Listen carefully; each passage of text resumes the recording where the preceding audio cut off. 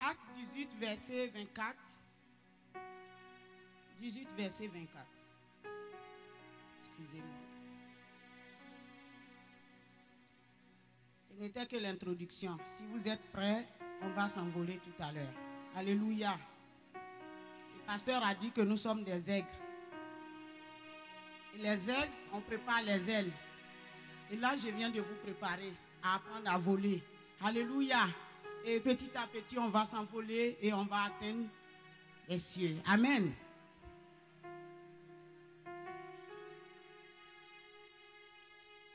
Acte 18, verset 24.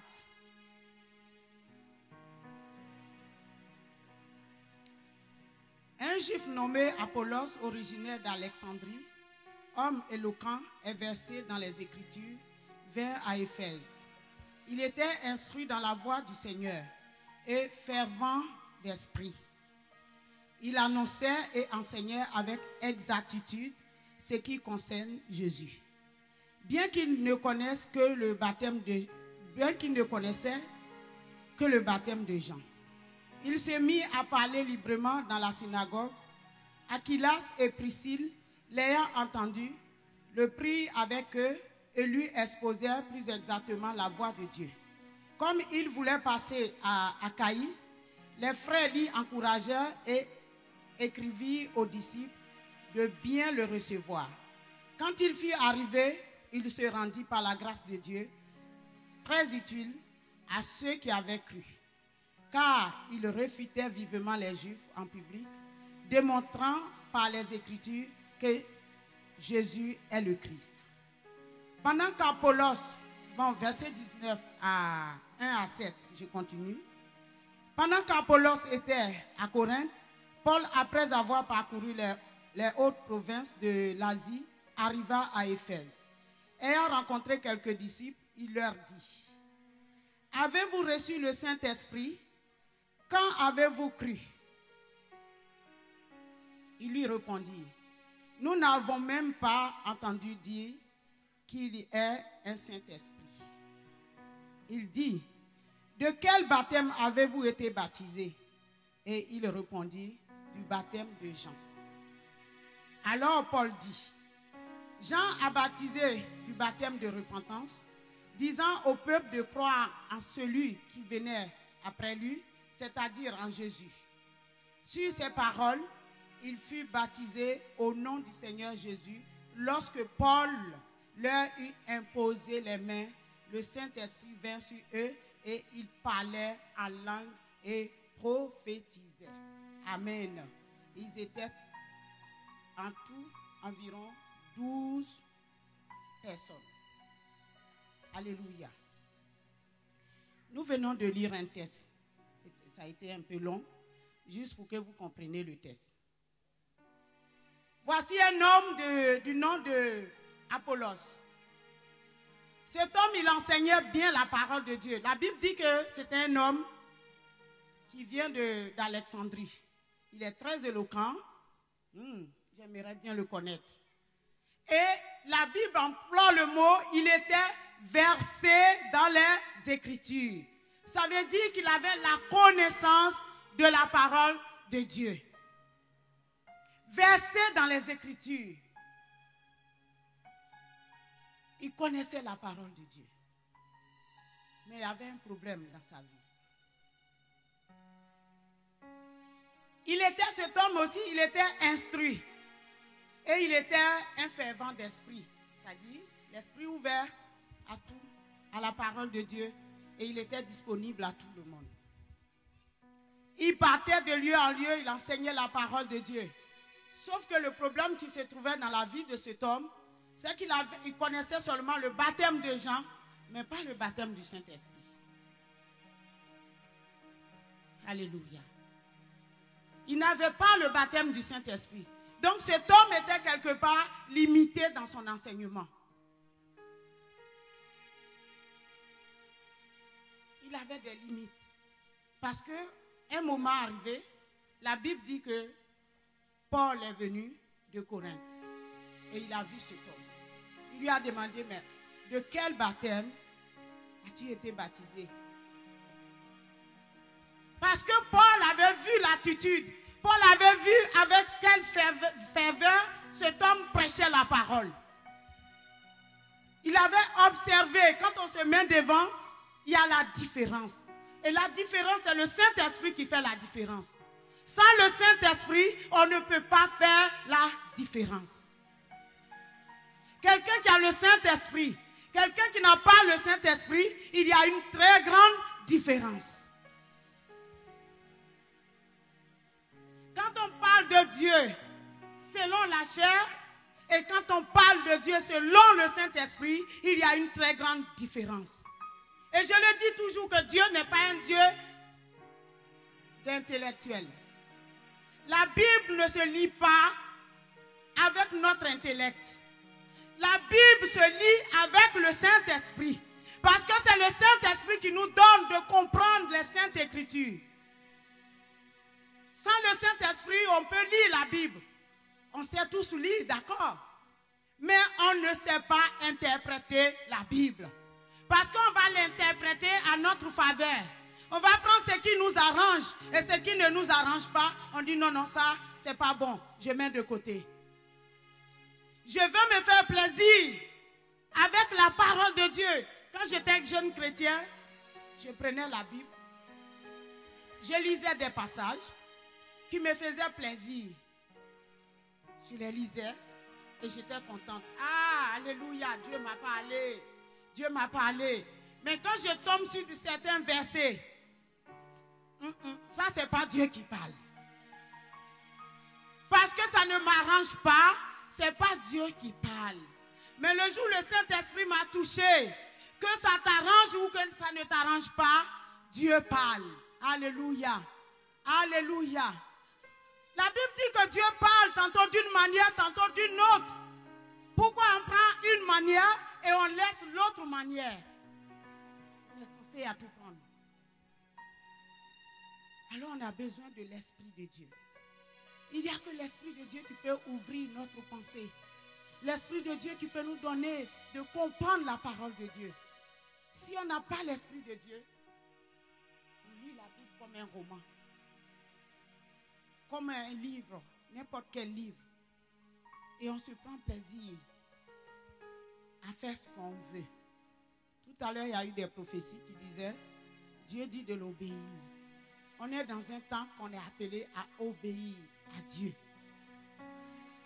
L'obéissance, c'est très important. Alléluia. L'obéissance est très important. Le mardi, je parlais au groupe des femmes. J'ai un peu mentionné des choses et les femmes, elles étaient très actives. Elles m'ont donné des mots et qu'ils étaient des mots que quelqu'un peut avoir sans le Saint-Esprit. Quand il y a quelqu'un qui n'a pas le Saint-Esprit, qui se laisse diriger par sa chair, cette personne est poussée vers le luxe. La personne est poussée vers les belles choses.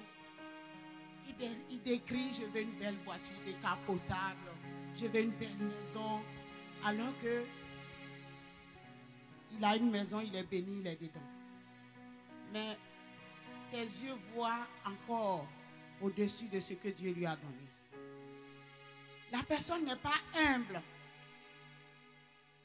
Ce sont des personnes qui sont poussées, dirigées par eux-mêmes. Leur vie est dirigée par eux-mêmes. Alors ils se font des choix. Ils se mettent des choses autour d'eux-mêmes. Et ils sont des insatisfaits. Tout le temps, ils veulent tout le temps avoir. Et des fois, pour se satisfaire, pour satisfaire leur chair, ils vont même manipuler les autres. Ils vont marcher sur les autres pour dire, mon frère Julien, toi, tu n'es pas un bon homme. Tu ne sais rien, tu ne connais rien. Ce n'est pas ce que je veux, mais je suis en train de prêcher. Amen. Et ils vont se servir de lui, de son incapacité, pour atteindre leur objectif. Bien de fois dans les bureaux, on se sert des autres pour atteindre notre objectif. On veut toujours ridiculiser les autres. On veut toujours les mettre en arrière, derrière nous, et avancer. parce que j'ai un objectif à atteindre, je vais aller vers, même dans l'église, ça se passe. Je viens vers Pierre-Yves. Pasteur, tu vois, Philomène n'est pas gentille. Hein. Elle ne t'aime pas. Elle te contredit tous les jours. Elle te critique. Elle veut détruire ton ministère. Ah bon? Connaissant Pierre-Yves. Ah bon? C'est ce qu'elle fait? Elle fait? Oui, oui, pasteur, crois-moi. Je te dis, hein, nous sommes dans le Seigneur, mais je te dis la vérité. Fais attention hein, à la sœur Philomène, parce qu'elle est capable de te renverser et prendre ta place.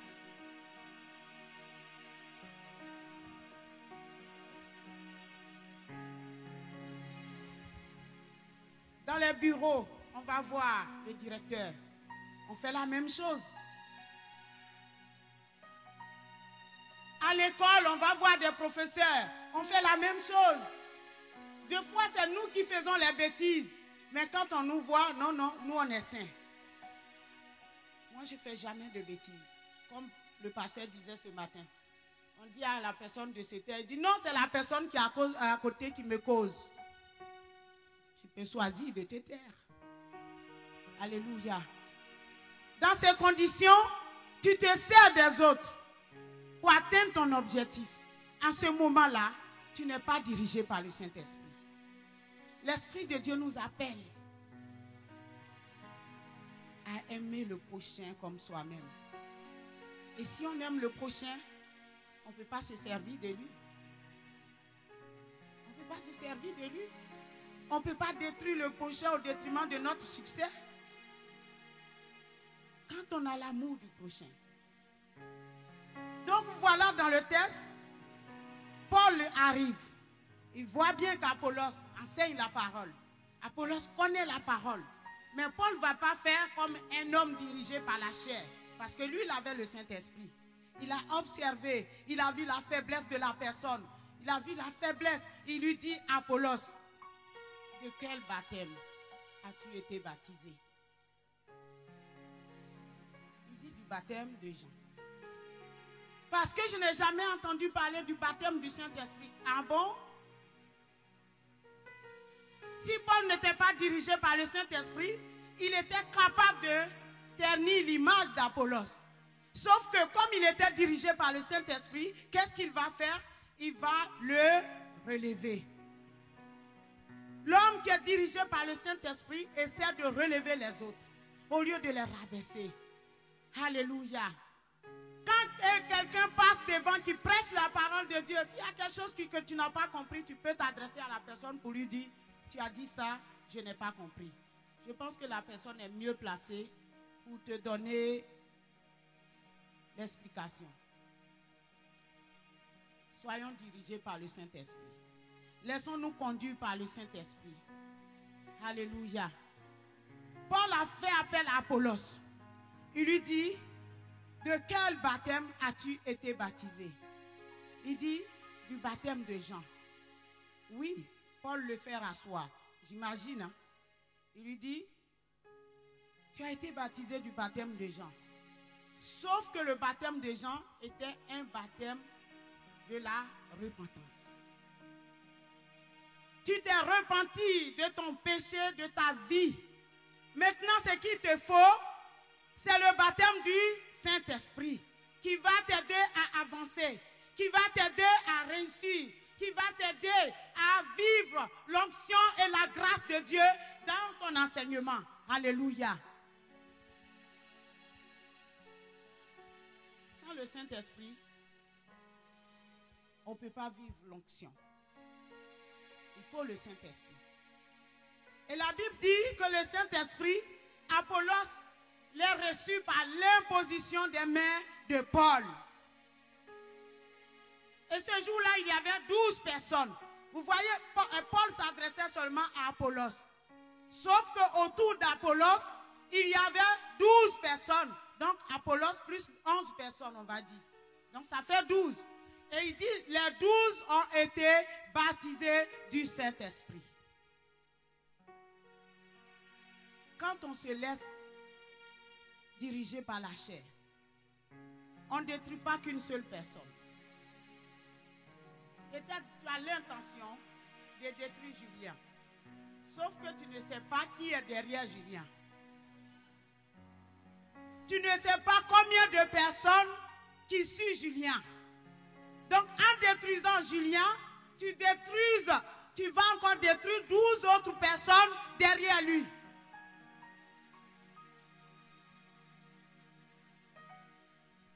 C'est la Bible qui le dit. Apollos était avec 11 personnes.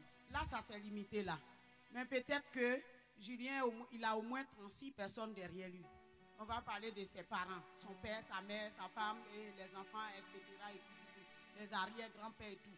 Tous ceux-là, ils sont assis. Ils sont en train d'observer. Julien, notre petite fille, on commence par les grands-parents. Notre petit-fils, il va à l'église? Oui, il va à l'église. Il est dans quelle église? Il est à Champ-Nouveau. Champ-Nouveau, ça se trouve où? À Nancy, Faubourg des 3 Maisons. D'accord. Mais Julien, c'est pas lui, notre petit-fils là qui parlait à personne. C'est pas lui qui était malade. C'est pas lui, c'est pas ce que tu étais, hein, je le dis comme ça. C'est pas lui qui... On peut dire plein de choses. Et maintenant, il va à l'église. Et qu'est-ce qu'il va faire dans l'église? Apparemment, Julien prêche. On le voit dans la rue de Nancy. On le voit un peu partout, par-ci, par-là. Il est en train de prêcher de Dieu. Ah, Julien a ce courage-là. Mais il était timide avant, non? Oui. Mais maintenant, il fait ça? Oui. Et maintenant, les grands-parents, ils vont s'approcher de Julien. Bonjour. Alors, comment tu vas? Je vais bien. Ça va? Oui. Tu as été à l'école, non? Oui. Mais qu'est-ce que tu fais dans le truc là? C'est pas une bonne chose. Qu'est-ce que tu fais là? Julien dit oui. Je suis là parce que ça a changé ma vie. Ça a changé ta vie? Oui. Julien le dit par la bouche. Mais qu'est-ce que les grands-parents attendent? Ils attendent de voir la vie de Julien. Quelque temps après, à cause de nous, notre attitude de juger, de critiquer, de parler mal de Julien, Julien est découragé. Et Julien s'assoit et dit, bon, je ne fais plus rien. Ah bon? Nous, on avait voulu te suivre parce qu'on t'a vu, mon petit-fils, on t'a vu combien de fois tu étais heureux. Julien était devenu leur exemple. Comme chaque personne ici présente est devenu l'exemple de sa famille. Il est là. Qu'est-ce qu'il va devenir? Nous sommes là, nous observons. 1 an, 2 ans, 3 ans, il n'y a pas de changement. On ne peut pas le suivre. Mais quand on regarde qu'il y a les changements dans sa vie, qu'est-ce qu'on fait? On le suit. Alléluia. C'est comme ça que nous gagnons nos parents dans la famille. Mais quand on a des gens autour de nous qui veulent nous rabaisser, qui veulent se servir de nous pour atteindre leur objectif, je pense que tu ne détruis pas seulement la personne de Julien, mais tu détruis maintenant tout ce qui est autour de lui. Tu détruis jusqu'à la dernière génération. Amen. 12 personnes ce jour-là ont été baptisées du Saint-Esprit. Alors que Paul était en train de chercher à prier pour que Apollos soit baptisé, ceux qui étaient autour de lui, ils ont reçu. Alléluia. On va lire encore un autre passage. Acte 10, verset 34.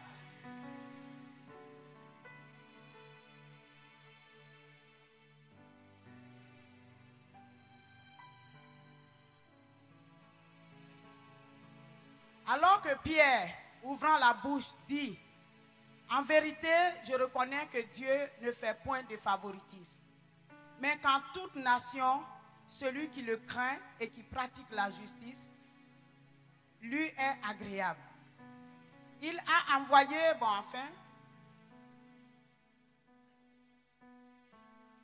au verset 44, il va dire, comme Pierre prononçait encore ces mots, le Saint-Esprit descendit sur tous ceux qui écoutaient la parole de Dieu. Tous les fidèles circoncis qui étaient venus avec Pierre furent étonnés de ce que le don du Saint-Esprit était aussi répandu sur les païens. Alléluia. Le don du Saint-Esprit s'est répandu sur les païens. Pendant que Pierre parlait, ce matin je suis en train de parler. Je ne suis pas Pierre, je suis Philomène. Mais Dieu m'a appelé pour la continuité de son œuvre. Pendant que je suis en train de parler, le Saint-Esprit est capable de descendre dans la salle. Parce que s'il y a des gens qui sont disponibles, qui ouvrent leur cœur, parce que ce n'est pas avec les oreilles humaines qu'on écoute la parole de Dieu, mais on écoute la parole de Dieu avec le cœur. Alléluia. Pierre parlait. Pierre n'a pas fait d'imposition des mains. Il a annoncé seulement Jésus-Christ. Combien de fois on vous a annoncé Jésus-Christ ici? Es-tu là en train de aligner les fautes que Philomène est en train de faire? Amen. Sois béni. Es-tu là en train de regarder la personne de Philomène? Es-tu là en train de dire, bon, c'est pas Dieu qui est là, c'est pas Dieu qui est là. Oh, aujourd'hui là, c'est telle personne. Paul dit, en écrivant aux Corinthes, beaucoup de personnes étaient tous attachés, d'autres étaient pour Paul. Et Paul leur dit, heureusement que moi je n'ai baptisé personne. Je peux le dire aussi. Tout mon objectif ici, c'est de vous aider afin que vous et moi, nous puissions atteindre l'objectif que Dieu veut de nous. Je ne passe pas ici pour me montrer ni pour faire des beaux discours. Alléluia. Quand je me mets là, l'objectif, c'est que vous et moi, nous puissions ensemble plaire au Seigneur et qu'un jour, on se retrouve dans le royaume des cieux en train de danser. Alléluia, alléluia, alléluia, alléluia, alléluia. Jésus est vivant. Gloire à Dieu.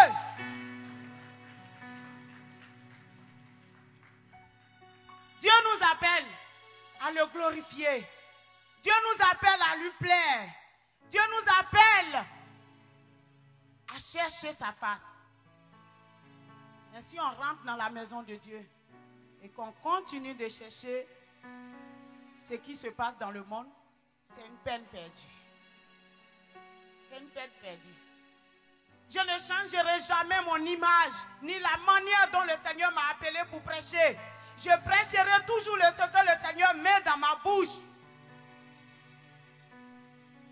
Il dit, si je te dis et que tu annonces que la personne se repent de sa vie, tu l'as gagné pour le Seigneur. Mais si la personne ne se repent pas, c'est sa faute, toi tu as fait ta part.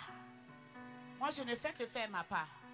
Mais ce matin, es-tu prêt à te laisser conduire par le Saint-Esprit? Es-tu prêt à sortir de ton cocon de jugement, de critique, de bavardage vain, de dire les choses qui ne conviennent pas au Saint-Esprit?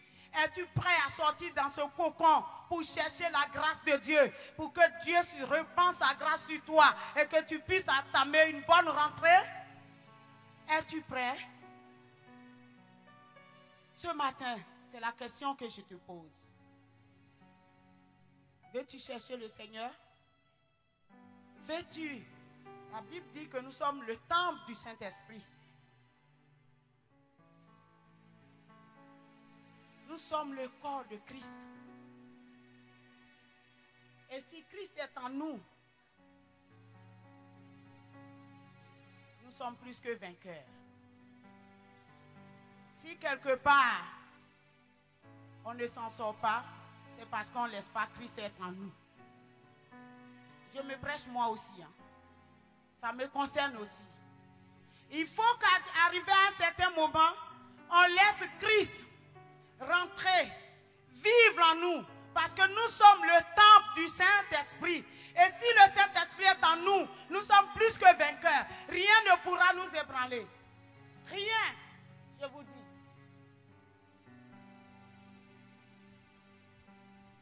C'est dur de parler. Je vous donne une parenthèse. Quand vous écoutez les politiciens, moi avant je n'aimais pas. Mais maintenant je les écoute parce que je veux comprendre ce qui se passe dans le monde. Quand vous les écoutez, si vous êtes attentif, vous voyez qu'ils disent la même chose. Ils disent la même chose, les mêmes phrases. Sauf que ils vont mettre au moins 4 heures, 5 heures à faire un débat, alors que la conclusion, c'est la même chose qu'ils sont en train de dire. On se prend la tête pour rien. Ils se prennent la tête pour rien. Déplace le caillou, mets ici. L'autre dit, déplace le caillou, mets ici. L'autre dit, déplace, mets ici. Ou mets là. Ça revient au même.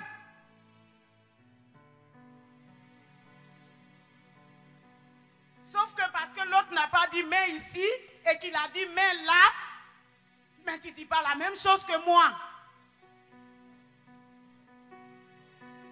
C'est ça le souci qui se passe dans le monde. Et malheureusement, ce même problème se passe aussi dans l'église de Dieu. Là où on prétend avoir le Saint-Esprit, qui est le Dieu de sagesse, le Dieu d'intelligence, le Dieu qui nous révèle. Des contradictions. Et c'est ça qui est le problème. Mais ce matin, si on quitte un peu ce cocon et qu'on se dispose comme les païens chez Cornel, nous serons remplis du Saint-Esprit. Tu seras rempli du Saint-Esprit. Débarrasse-toi. Dis à ton frère, débarrasse-toi. Débarrasse-toi un peu. Sors de ton cocon. Voilà, sors, quitte, laisse tomber tout. Et accroche-toi au Saint-Esprit. Parce que Dieu a besoin de toi. Dieu a besoin de toi. Dieu a besoin de toi. Pour conclure, tout ça c'était pour te libérer un peu de tout ce qui t'attache, t'empêche de recevoir le Saint-Esprit. C'est pour te libérer. Maintenant, le Saint-Esprit va venir. Si tu t'es vraiment détaché, l'Esprit de Dieu va te remplir ce matin. Tu vas sortir ici, tu ne sortiras pas comme la personne qui est venue ce matin. Tu vas sortir d'ici la vie transformée. Tu vas sortir d'ici une vie renouvelée. Tu vas sortir d'ici, oh Jésus, oh mon Jésus que je connais. Jésus que je connais. Ah, est-ce que vous avez expérimenté de passer des heures à la présence du Saint-Esprit? Alléluia. Oh, c'est merveilleux. Quand tu es en présence du Saint-Esprit, tu n'as plus envie de voir ce monde. Quand tu es en présence du Saint-Esprit, tu n'as plus envie même de voir ceux qui t'entourent. Même si tu les aimes, mais tu n'as plus envie. Parce que, oh, Jesus, alléluia. Alléluia. Alléluia. Oh. Il faut que tu cherches le Saint-Esprit. Maintenant, quand tu as le Saint-Esprit, qu'est-ce qui te reste à faire? On ne reçoit pas le Saint-Esprit pour passer un nid d'amour dans sa chambre. Non. On est dans notre chambre. Saint-Esprit agit. Saint-Esprit agit. Ba ba ba ba ba ba. Koro do do do do. Da da da da da. Agit, agit, agit. Puissance de Dieu. Agit, agit. Mais la puissance, elle va où? La puissance de Dieu, c'est pour aller libérer les captifs. Alléluia. La puissance de Dieu, c'est pour aller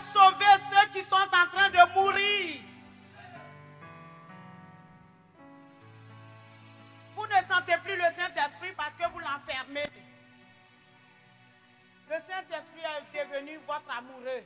Vous êtes là, Saint-Esprit, remplis-moi, remplis-moi. Il te remplit, il te remplit, il te remplit. Sauf que tu ne le laisses pas couler. Laisse-le couler. Alléluia. Laisse le Saint-Esprit couler.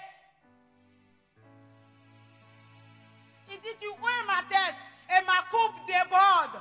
Elle déborde pour aller où? Ça coule. Et quand ça coule, ça touche les gens qui sont autour de toi. Tous ceux qui s'approchent de toi, ils sont tous servis. Tu ne diras plus c'est compliqué. Tu ne diras plus c'est compliqué d'aller annoncer l'évangile. Quand tu parles avec le Saint-Esprit, personne ne peut te contredire. Parce que ça le pénètre. La parole de Dieu, c'est une épée à double tranchante qui transperce, qui pénètre et qui sonde les cœurs. Tu ne diras plus les Français sont difficiles.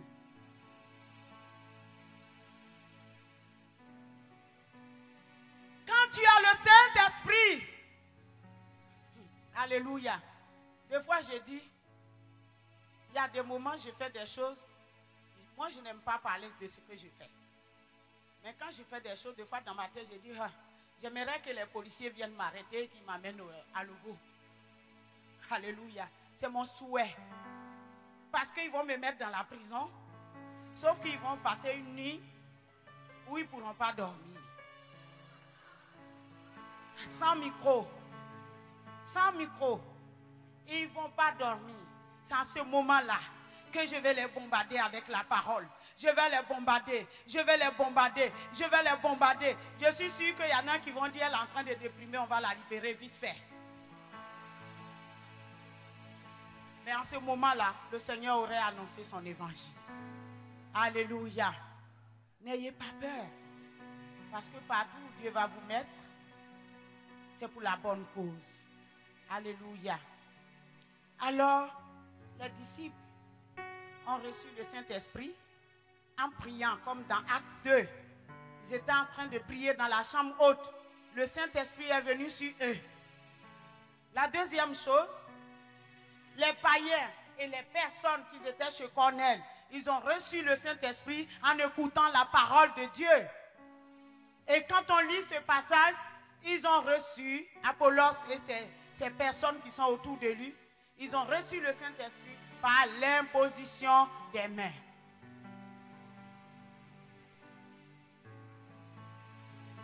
Priez, recevez et recevez l'imposition des mains. Alléluia.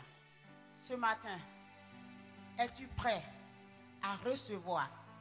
Es-tu prêt à remplir ta coupe pour que le Saint-Esprit te donne la force nécessaire afin d'aborder ta rentrée? Si tu es prêt, je vais te demander de te tenir debout, de te lever. On se lève comme les soldats. Alléluia.